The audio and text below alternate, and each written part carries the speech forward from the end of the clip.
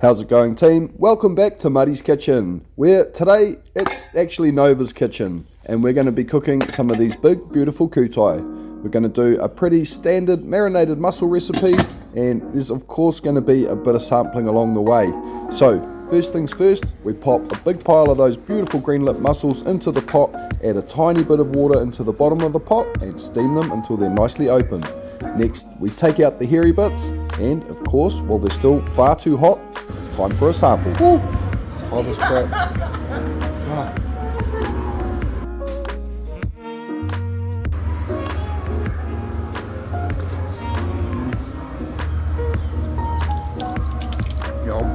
Make sure you don't forget the chewing gum. This part here is absolutely delicious, and if you don't believe me, just ask me.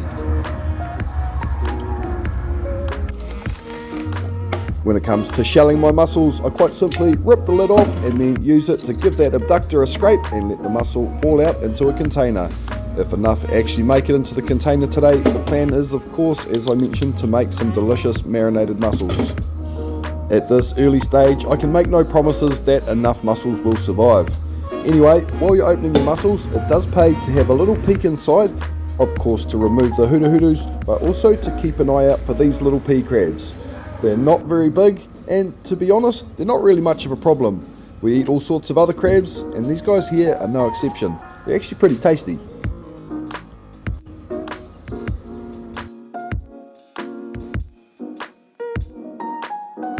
Next up, you want to chop up some red onion or white onion and sprinkle that over the top of the mussels. Beautiful, nice sprinkling effect too. Next up, for the simple marinade, I like to use about 1/3 the steaming juice and 2/3 DYC white vinegar.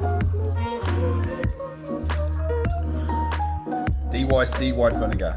And then finally, salt, pepper, shake, and of course, sample. Now we're talking sample time.